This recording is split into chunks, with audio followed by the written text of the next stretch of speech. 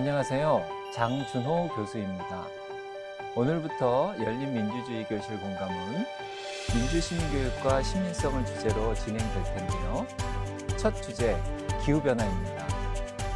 기후변화라는 네 글자가 전 세계의 정치, 정책, 경제에 미치는 영향력은 날로 커지고 있는데요.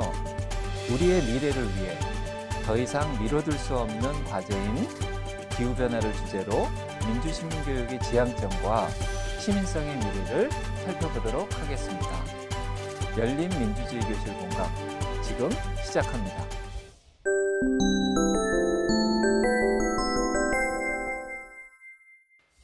오늘 함께해 주실 분들 소개합니다. 국립공주대 지리학과 진종헌 교수님 나오셨습니다. 네, 안녕하세요. 안녕하세요. 그리고 서스틴베스트 유영재 대표님 함께합니다. 네, 안녕하세요. 안녕하십니까.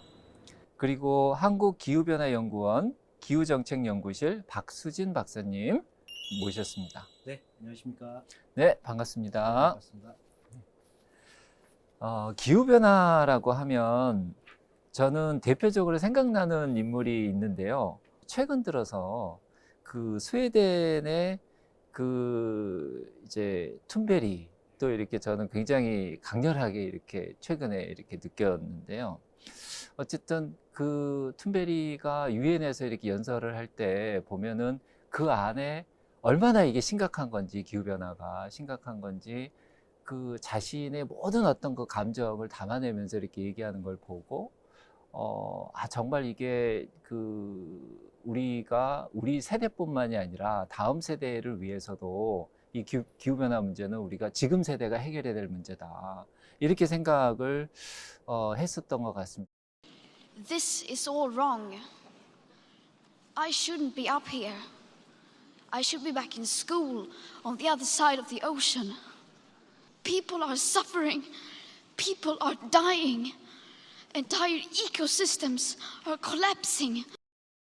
툰베리는 최근에 2020년에 최근에 이제 책을 하나 발표를 했더라고요. 그러니까 Our House is on Fire라는 책인데, 그러니까 불타고 있는 거죠. 우리가 지금 살고 있는 집이 불타고 있는데 이거 어떻게 해야 되냐 도대체. 이게 꺼야 되는데 이게 어떤 방법으로 끌 거냐. 이게 정치인들 얘기만 하고 실제로 행동은 안 한다. 이런 어떤 그 심각성을 이렇게 굉장히 우리들한테 잘 알려주는 그런 책이었던 것 같아요. 최근 들어서요, 그 미세먼지, 집중호우, 그리고 이상기온 등과 같은 문제가 나타나고 있습니다. 바로 기후위기로 인한 현상이라고 볼 수가 있겠는데요. 우리나라에도 이러한 기후변화를 전담으로 연구하는 곳이 있습니다.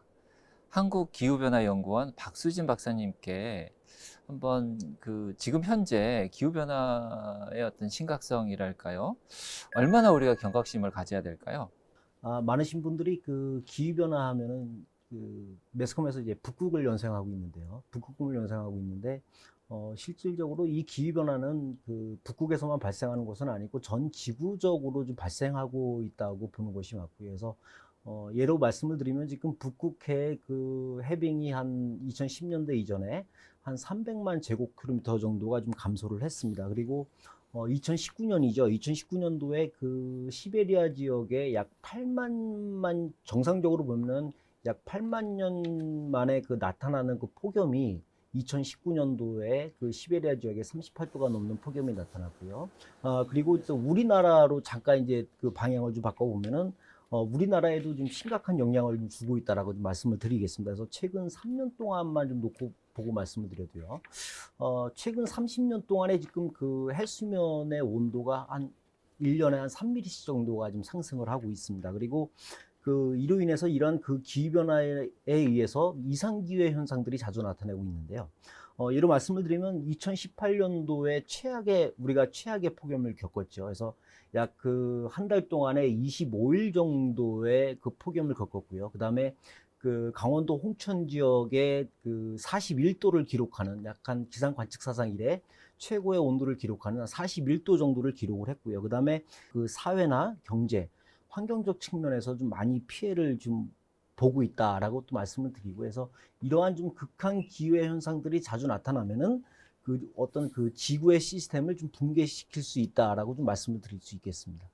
거기 우리 이제 한국 기후변화 평가보고서 2020에 따르면 지난 1912년부터 최근 2017년까지 우리나라 평균 기온이 1.8도 상승을 했습니다. 근데 반면 지구의 평균 기온은 0.85도 상승을 했는데요.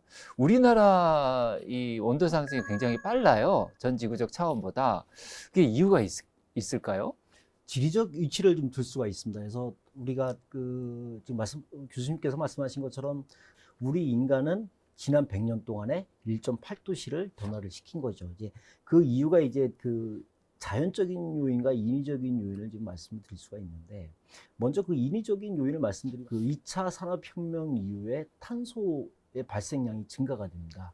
이런 이유를 또 들 수가 있고요. 그 다음에 그 도시의 산업화가 가파르게 이루어진 것도 원인을 볼 수가 있는 거죠. 그래서 예를 들면은 그 도시 지역의 녹지 지역이 감소가 되고요. 그 다음에 그 도시 지역의 불투층 증가, 그 다음에 도심 내에 어떤 고층 건물이나 그 다음에 높은 용적률, 이런 것들은 그 어떤 그 태양의 복사량과 그 다음에 그 토지의 미기후를 변화를 시키게 됩니다. 그래서 이러한 영향에 의해서 어떤 그 오염물질이나 이러한 환경들이 배출이 못 되면서 도심 전체가 열 환경으로 바뀌어 가고 있는 거죠. 그래서 좀 이런적 요인에 의해서 그 다음에 우리나라가 좀 많이 좀 기후변화에 좀 가파르게 일어났다라고 또 말씀을 드리고요. 그래서 또 자연적인 지리적인 위치를 봤을 때는 우리나라 같은 경우는 좀 태양의 그 접점 위치에 있습니다. 그래서 좀 다른 지역에 비해서 좀 기후변화가 많이 일어나고 있다라고 이제 말씀을 드릴 수가 있는 거죠. 그래서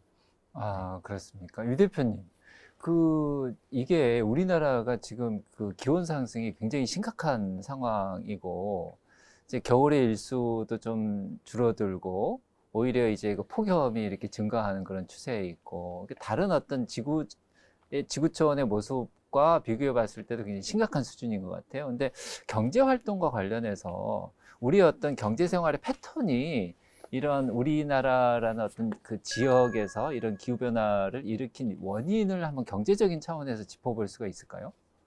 일단은 뭐 기후변화라는 것은 앞서 말씀하셨던 것처럼 전지구적인 현상이라고 볼 수 있죠. 그런데 이제 우리나라의 산업을 보게 되면 잘 아시다시피 우리나라는 에너지를 과소비하는 중우장대한 제조업 위주로 산업이 형성되어 있어요. 그러다 보니까 우리나라가 온실가스를 전 세계에서 한 8위, 7위 정도로 많이 배출하는 나라죠.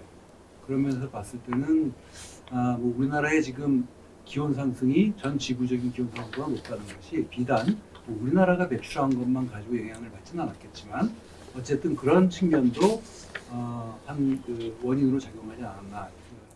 네, 그러니까는 유 대표님 말씀에 따르면은 우리나라의 산업 구조가 그러니까 자본이 이렇게 흐르는 데 있어서 그 자본이 집중 투자된 부분이 이제 어쨌든 탄소가스를 많이 배출하는 어떤 그런 산업 쪽으로 자본이 투자가 됐고, 그런 어떤 그 경제 생활의 패턴 속에서 조금 더 심각하게 다른 지역보다는 기후변화가 일어날 수 있는 조건이 형성이 됐다. 이렇게 말씀을 하시는 거죠? 예, 그렇습니다. 네. 그러면은 어쨌든 이제 아주 많은 사람들이 우리나라에서도 이런 기후변화의 심각성을 인지를 하고 있는 것 같아요. 이게 이제 기후변화와 관련해서 우리 삶의 아주 기본적인 질서인 민주주의, 이것과 이제 연관이 되면서, 이제 그 담론들이 이렇게 좀 등장을 하고 있는 것 같아요. 왜냐하면은 이 기후변화라는 게 기본적으로 우리 삶의 패턴과 관련이 있기 때문에 이걸 어떻게 바꿔야 되느냐에 대한 문제가 이제 민주주의하고도 연관이 아주 직접적으로 되기 때문에, 그래서 어떤 담론들이 있는 것 같은데 진 교수님 소개 좀 부탁드리겠습니다. 제가 책을 한 권 소개해드리면 네. 2018년에 나온 책인데 번역은 아직 안 됐습니다만 조엘 웨인라이트라는 뭐 지리학자예요. 지리학자인데 정치지리학자이고 기후 변화에 대해서 뭐 사회과학적인 정치학적인 비평을 이제 해온 학자인데 그 기후 리바이어던이라는 책을 냈습니다. 리바이던이면은 원래 바다괴물 아닙니까? 홉스. 네. 성서에 나오는 바다 괴물이자 그리고 네네. 토마스 홉스가 이제 그 네. 유명한 책 있지 않습니까? 네. 사회계약론에 네. 입각해서 네. 국가를 설명한 책. 고 리바이던 말씀하시는 거죠? 네. 맞습니다. 그래서 어떤 의미에서 책의 제목을 이렇게 지었냐면은 기후 위기에 대응하기 위해서는 일국이 아니라 글로벌 차원에서의 아주 강력한 국가가 필요하다. 아. 그러니까 리바이어던 같은. 그러니까 민주주의하고는 이제 약간 다른 방향으로 진행될 가능성이 있다라고 이제 추론을 한 거죠. 그래서 이제 총 4개의 유형을 이야기하는데 그 중에 2가지만 이야기하면은 기후 마오와 기후 리바이어던을 이야기를 합니다. 기후 마우요. 마오이즘. 아, 마오. 네. 네. 그래서 사회주의 쪽에서는 보다 이제 독재적인 형태의 기후 마오. 네. 그다음 그 자본주의 세계에서는 기후 리바이어던. 그래서 이것은 이제 완전히 독재적인 것은 아니지만은 어쨌든 국가들을 아우르는 강력한 정치적인 어떤 연합체가 필요하고 그렇게 그게 현실이 될 가능성이 크다라고. 그러면은 그건 일종의 세계 정부라고 봐도 되는 겁니까? 거기에 강력한 조금 더 그 가까워지는. 집행력과 강제력을 가진 그렇죠. 세계 네. 정부. 1992년에 리우 네. 정상회의에서는 그냥 합의하는 정도로 했다가 사실은 이제 점점 이렇게 국가들 간의 협약을 의무화시키고 있잖아요. 네. 교토 이정서에서 지금 또 2015년에 파리 협약에 이르기까지 네. 그것이 결국은 이제 그런 방향으로 갈 수 있다라고 이야기를 하는데 그런 어떤 담론들이 우리가 일반적으로 가지고 있던 민주주의에 대한 생각과 완전히 일치하지는 않는다라는 거죠. 네. 기후 위기에 대응하기 위해서는 무언가 민주주의의 일반적인 요소들을 조금 제약을 해야 될 상황이 오지 않을까. 그것이 이제 우리 사회에서는 약간 낯선 논의인데 네. 지금 유럽이나 세계적인 차원에서는 굉장히 그런 논의들이 많이 이루어지고 있는 것 같습니다. 글쎄요. 그러니까는 저기 그 지난해 보면 르몽드지에도 네. 그런 비슷한 기사가 났던 것 네, 같은데요. 맞습니다. 그래서 이게 이제 민주주의의 삶의 패턴이 그러니까 자율성을 강조하고 네. 어떤 이 자본주의와 이 민주주의가 결합된 어떤 이 삶의 패턴 속에서 이게 우리가 자율성에 맡겨 놨는데 네. 실제로 이게 통제가 잘 안 되고 이게 산업의 어떤 계속적인 어떤 경제 성장에 의해서 기후가 계속 변화를 하니 기존의 시스템 가지고서는 안 되겠다라는 어떤 그런 성찰입니까? 아니면 그걸 어떻게 봐야 될까요? 그걸 저 같은 경우에는 우리 사회는 사실 기후 위기를 아직까지도 아주 절실한 정말 심각한 위기로 인지하는 데까지는 나아가지 못한 것 같은데 유럽은 우리보다는 이제 한층 더 나아가 있는 거죠. 그래서 예를 든다면은 그 코로나19로 인한 방역의 위기. 우리가 민주주의를 제약할 수 있다고 했을 때 그것은 어떤 조건에서 가능할까? 제 생각에는 공동체 자체의 존속, 유지가 위험해졌을 때. 그러니까 코로나19 바이러스가 막 휩쓰니까 사실 공동체가 유지되기 힘드니까 그때서야 우리는 우리 사회도 마찬가지지만은 민주적인 권리를 조금 제한하고 뭐 통행도 못하게 하고 이게 이제 국가가 그렇게 할 권리가 있다고 생각하잖아요. 근데 기후 변화에 대해서도 유럽에서는 그런 인식이 확산되고 있다는 거죠. 근데 진 교수님 말씀을 듣다가 보니 이제 이 기후 변화와 관련해서 이제 특히 이제 민주주의가 우리가 소중하게 생각하는 민주주의의 어떤 가치가 이제 좀 위협받고 있고 오히려 이제 제한돼야 되는 어떤 그런 측면들이 이제 부각이 되는 것 같아요. 왜냐하면은 이 기후 변화를 스탑시키고 또 미래 세대를 위해서 뭔가 우리가 준비를 해야 되니까요. 근데 약간 강제력이 필요한 것 같은데 그런 상황이라 그러면 정치라는 것도 굉장히 중요할 것 같습니다. 어떻습니까, 유 대표님? 예, 그렇습니다. 사실 이제 유럽 같은 경우에도 보면 녹색당이 있죠. 이런 녹색당이나 정치적 리더들이 기후변화 문제의 심각성, 또 기후변화가 제어되지 않았을 경우에 우리 삶에 미치는 영향들, 이런 것들을 계속 캠페인하고 알리면서 국민들 자각시키는 그런 노력들을 많이 하고 있죠. 리더십도 굉장히 중요하겠죠. 네. 그 정치를 실제로 이제 뭐 국회에서나 이제 그 행정부 쪽에서 하시는 분들뿐만이 아니라 시민들의 참여도 굉장히 중요할 것 같아요. 네, 이 기후 변화와 관련해서 어떻습니까? 네, 그 기후변화의 체감 주체는 이제 바로 일반 시민들입니다. 그렇기 때문에 무엇보다도 좀 시민들의 좀 그 적극적인 참여가 중요하다라고 또 말씀을 드리고, 그리고 특히 이 환경 문제에 있어서는 좀 그 일반 시민들의 좀 적극적인 참여가 좀 중요한데 좀 한 영국의 예를 좀 잠깐 들고 말씀을 드리겠습니다. 그래서 그 영국 같은 경우에는 이제 그 정부나 그다음에 그 공공기관, 기업, 시민 등이 다양한 이 구성원이 좀 그 참여하는 정책들을 좀 마련하고 있는데요. 그래서 그 기업 같은 경우에는 그 제품의 생산과 소비 단계까지 그 기업과 시민들의 구성원으로 참여를 해서 제품을 만들고 그다음에 또 소비를 하고 이로 인해서 또 온실가스를 감축을 하는 거고요. 그리고 또 중앙정부에 대해서는 이거에 대한 또 강력한 규제라는 이런 좀 그래서 그 다양한 구성원들이 좀 온실가스 감축에 좀 참여하고 있다라고 또 말씀을 드리고요. 그다음에 그 정책 부분을 조금 이제 말씀을 드리고 싶은데 이 그 정책에 대한 그 정부의 수집 단계부터 그다음에 그 정책 개발의 협의나 그다음에 그 정책에 따른 실행, 평가, 모니터링 이런 것들을 모두 그 시민들이 함께 참여를 하는 거죠. 그래서 이런 그 시민들의 어떤 그 체감, 참여를 통해서 어떤 그 정책에 대한 거버넌스를 좀 강화를 하고요. 그다음에 그또 기후변화에서 또 발생될 수 있는 문제점에 대해서는 그 시민들의 어떤 그 리빙랩 참여를 통해서 거기에서 또 그 문제 해결령을 도출하는 그런 방법들이 좀 활발하게 좀 말씀드릴 수 있다고 좀 말씀드리고 그래서 우리나라 같은 경우에도 이제 요즘 최근 들어서 이제 그 시민에 대한 그 좀 참여가 많이 이루어지고 있는데 아직까지 좀 우리나라 같은 경우는 좀 그 어떤 그 시민들의 어떤 그 정책 참여에 대해서 많이 좀 부족하지 않나 생각됩니다. 그래서 좀 이러한 부분들을 좀 활성화시키기 위해서는 그 시민들을 대상으로 한 어떤 그 교육 프로그램들이 조금 더 활성화가 돼야 되지 않나 이렇게 생각합니다. 그러니까 우리나라도 굉장히 기후변화가 심각한데 아마 영국이나 뭐 프랑스나 독일이나 이런 유럽 국가, 특히 미국과 관련해서도 그렇고 비교해 봤을 때도 그렇고 굉장히 심각한데 시민 참여 부분은 좀 상대적으로 저조한 그런 상황인가 봐요. 우리나라 같은 경우에. 그 이유가 뭘까요? 결국은 저는 이제 민주주의의 문제라는 생각이 들고 그 2019년에 뭐 녹색당 유럽의회 선거에서 독일에서 20%를 넘어서서 주요 정당이 됐다라고 하는데 그 퍼센트가 중요한 것이 아니고 녹색당이 지역에 기초한 그런 아래로부터의 민주주의 의해서 이제 녹색당이 지지를 얻어가는 과정, 즉 시민의 목소리가 궁극적으로 이제 정치적인 정당의 목소리로 만들어지는 과정.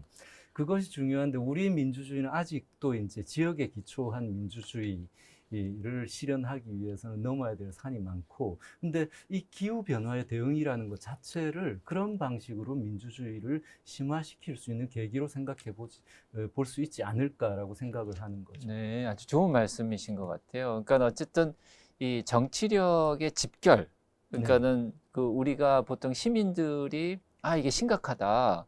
그러면은 이제 정치 세력화해서 정당을 만들고 그 정당이 우회에서 힘을 받고 그러면서 이제 하나하나씩 법안을 환경 관련된 법안을 만들고 이러면서 뭔가 변화가 되고 그러는데 기본적으로 이제 시민들의 참여도 부족할 뿐만이 아니라 그런 힘을 결집화시키는 어떤 조직 자체가 지금 현재 부족하다. 네, 지역적으로 조직된 시민의 힘을 통해서 네. 돌파할 수 있다. 근데 그런 것들은 왜 안 될까요?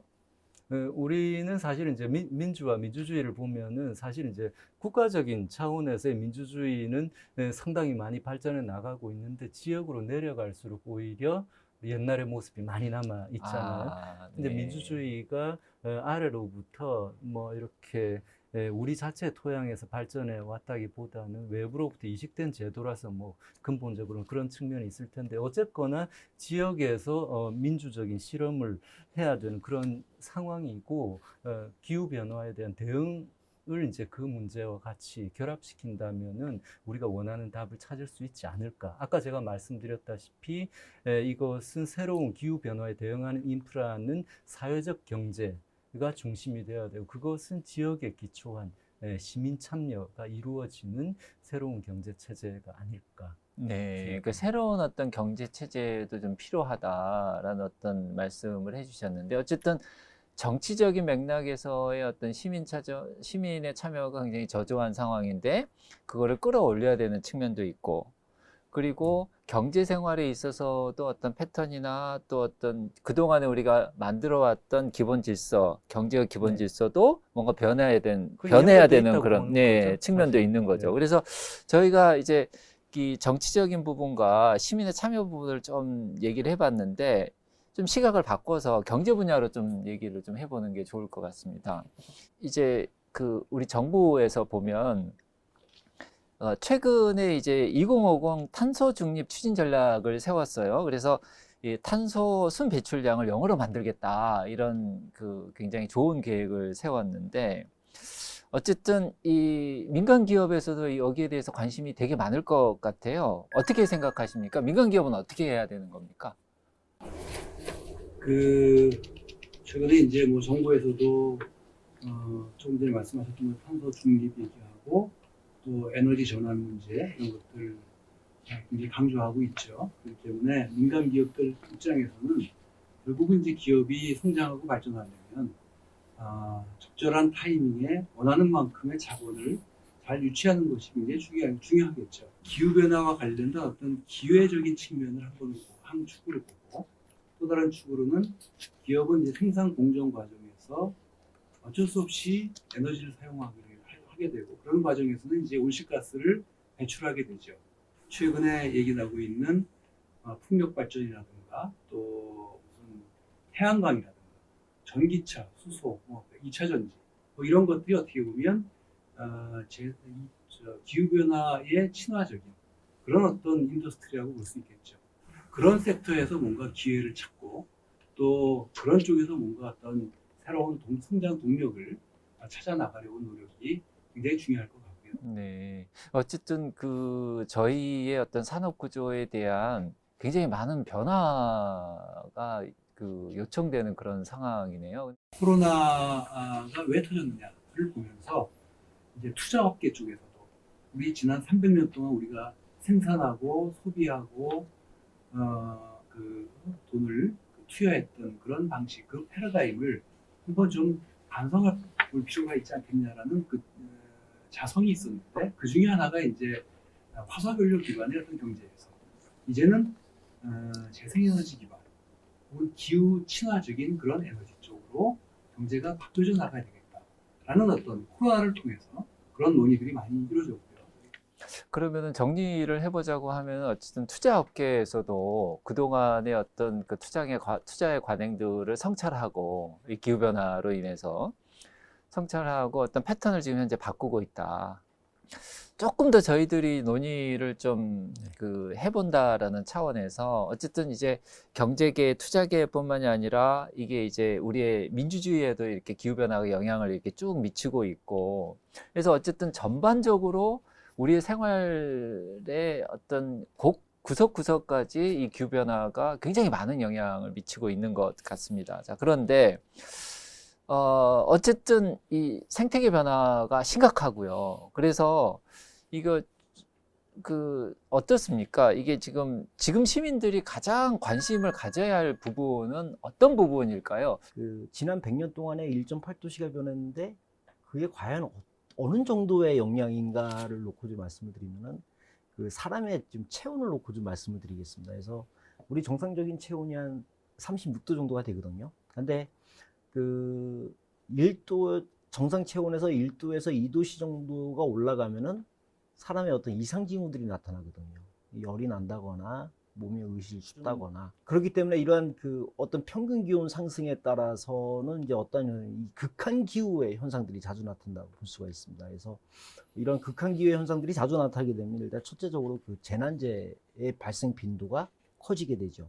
그 다음에 이제 이런 재난재해 발생 빈도가 커지면 바로 연결되는 게 이제 농업인데 이렇게 되면은 농업에 대한 어떤 영향을 입게 되면은 바로 이제 우리 이제 식량 문제로 이제 연결이 되겠죠. 그리고 이제 또 하나가 이제 바로 뭐냐면 이런 이제 환경 변화에 의해서 바로 우리와 같은 이런 건강 피해 부분, 이제 건강 부분에 대해서 좀 직격탄을 좀 맞게 된다. 그래서 아마 이런 현재대로 추세로 아마 기후변화가 지속적으로 발생을 한다고 놓고 가정을 했을 때, 뭐 앞부분에서 잠깐 뭐 중복되는 부분 얘기일 수도 있겠지만은 한 21세기 중후반기에서는 한 3에서 4도씨 정도의 평균 기온이 상승한다고 봅니다. 이렇게 되면은 바로 이제 생태계 부분 말씀하셨는데 생태계의 50% 정도가 멸종을 한다고 보고 있습니다. 근데 문제는 뭐냐면은 멸종되는 생태계 외에 남는 생태계가 문제가 되는 건데 이런 그 멸종해서 남는 생태계에 대해서는 이제 변이를 일으키게 되는 거죠.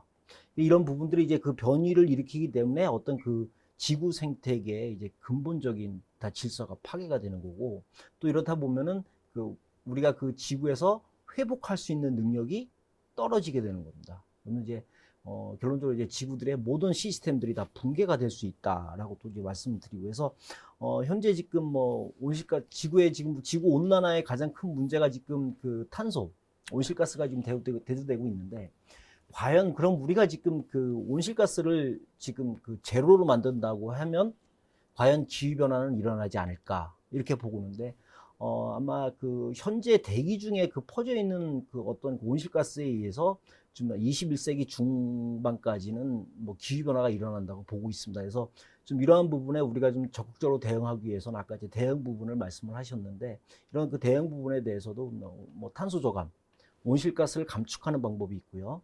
그다음에 그 일어나는 기후 변화에 우리 자신 스스로가 거기에 적응을 해서 어떤 그 피해와 영향을 최소화할 수 있는 방법들을 찾아 나가야 된다라고 좀 말씀을 드리고 싶습니다. 적응이라는 부분이 가능할까요? 기후변화. 지금 그 우리 그 선생님께서 말씀하시는 걸 들어보면 한마디로 거의 살 수 없는 그런 환경인 것 같은데요. 그러니까 기온이 올라가고 뭐 해수면 상승 같은 경우에도 이제 땅이 잠기지 않습니까? 그럼 염수화가 되고 그럼 농작물을 키울 수가 없게 되고, 그게 식량 위기로 이게 나아갈 수 있는 가능성은 굉장히 높고, 뭐 기온 상승이 이렇게 우리 생활, 우리 어떤 환경에 파급을 미치는지 사실은 그 심각성을 일단 저희들이 인식하는 게 굉장히 중요할 것 같네요. 네. 마지막으로 우리 저기 선생님들 이런 우리가 오늘 그 기후 변화에 대해서 이렇게 얘기를 쭉 해봤는데요. 그 기후 변화를 지금 당장이라도 좀 지연시키고, 물론 이제 아까 그 우리가 적응하면서 살아야 된다 뭐 이런 말씀을 하셨는데, 적응이라는 게 사실은 굉장히 어려울 수도 있을 것 같습니다. 그런데 어쨌든 우리가 지금부터라도 이렇게 기후 변화를 스탑시켜야 되는 그런 그 책임감이, 사회적 책임감이 다음 세대에 있는 것 같아요. 세대정이라는 측면에서 봤을 때. 그래서 우리가 지금 우리 시민들이 가져야 될 시민성, 그러니까 기후변화를 스탑시킬 수 있는 그런 시민성이라는 게 우리가 기대할 수 있는 시민성이 무엇이 될 수 있을까, 여기에 대해서 좀 마지막으로 한 말씀씩 해주시면 고맙겠습니다. 저는 이제 추상적인 차원에서보다 뭐 제가 이제 지리학자이기 때문에 어떤 지리적인 시민성에 대해서 말씀을 드리고 싶습니다. 그래서 이런 지역의 위기를, 지리적 시민성, 굉장히 재밌는 개념이네요. 지리적 시민성이라는 게 약간 다른 의미로 꽤 한 10년, 20년 전에 그 영국의 지리학자들이 사용하기 시작한 개념인데요. 그렇게 이야기할 수 있을 것 같아요. 우리가 보통 민주주의에 대해서 생각을 할 때 대의제 민주주의를 많이 생각을 하는데, 거기서 조금 벗어나야 되지 않을까.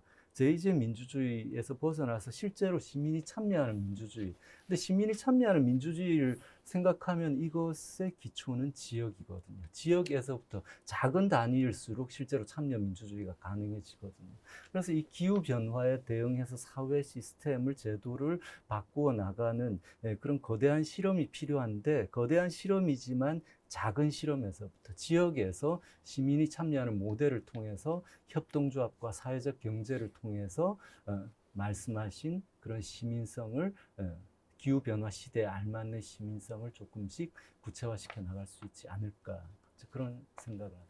네, 고맙습니다. 아주 조그만 단위부터 시작해서 그 참여도를 높이자. 큰 변화를 위해서는. 네. 아주 좋은 말씀인 것 같습니다. 우리 선생님?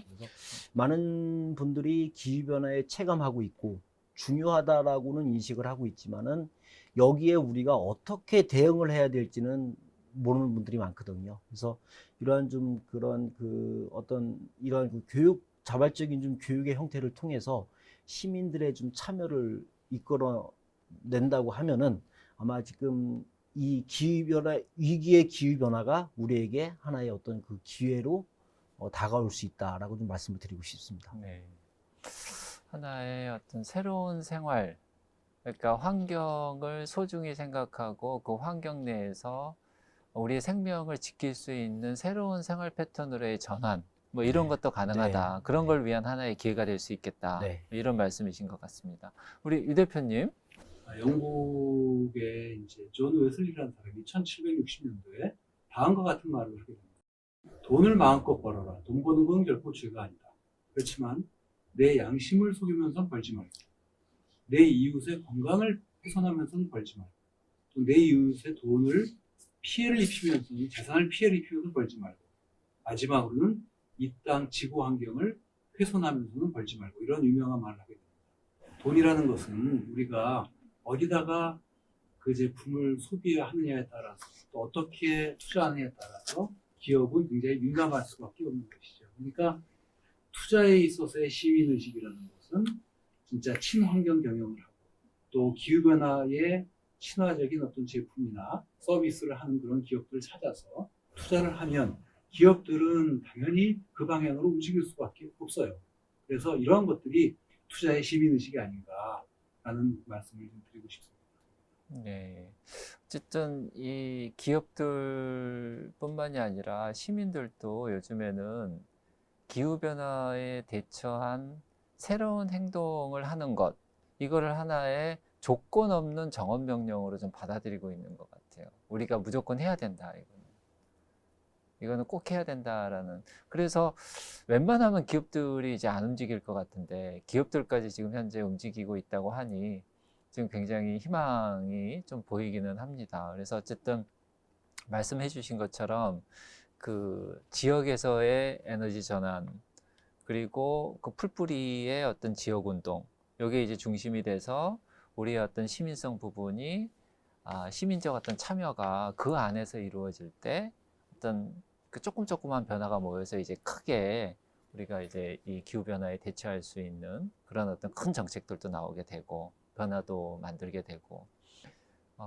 그리고 또 경제 분야에 있어서의 어떤 그 투자의 형태도 좀 바뀌고, 그러면은 어쨌든 좀 지금까지의 기후변화의 어떤 패턴이 우리나라에서는 조금 정지되지 않을까라는 그런 희망을 가지면서 오늘 세 분의 선생님들과 아주 재미난 얘기를 좀 해보았습니다. 고맙습니다. 네, 네. 고맙습니다. 네. 고맙습니다.